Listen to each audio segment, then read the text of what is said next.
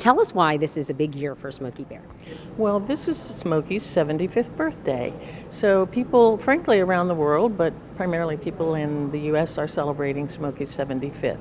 And we joined right in.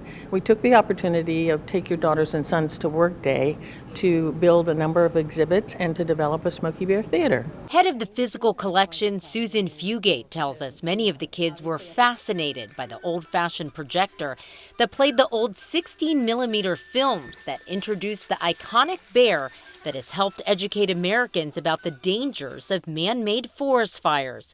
It's one of the highlights of the Smokey Bear collection at the National Agricultural Library in Beltsville.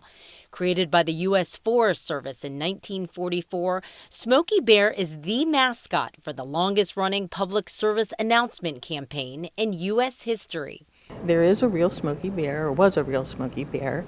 A bear cub was rescued in a forest fire, and we have photographs of him with the veterinarian with his paws bandaged up, and it was in his image that they developed the character Smokey Bear. The rare collection at the National Agricultural Library includes a wall of Smokey artwork, replica posters from the best-known Smokey Bear artist, Rudy Wendelin. And visitors can also see various patches and photographs, as well as take a picture with the Smokey selfie bear. Modern-day kids don't know Smokey, as certainly I did several generations ago. So we like the fact that we have facsimiles of the paintings traveling around the U.S.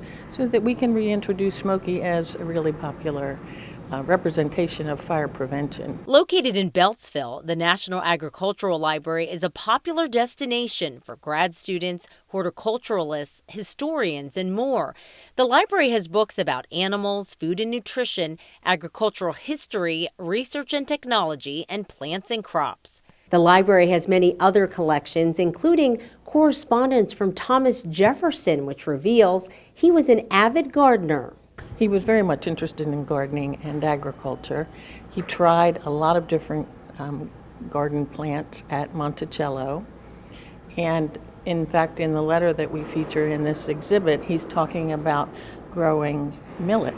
Another collection highlights some of the beautiful watercolor paintings created by USDA artists in the late 1800s to the 1940s. History buffs might also be interested in seeing what came before the inter-county connector.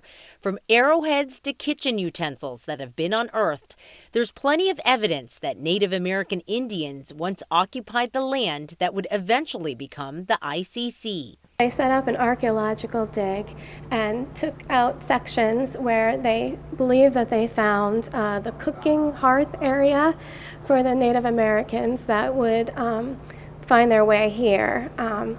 And so as part of their living habitats, we decided to look at our rare book collection and see what images that we could find in some of the early books from the 17 and 1800s to see how they portrayed the wildlife and the vegetation in the area. And most of the library's rare vintage nursery and seed trade catalogs, some from as far away as Japan, have been digitized and are popular with patrons who love the beautiful art and the colorful glimpse into the past. I'm Nancy Yamada for State Circle.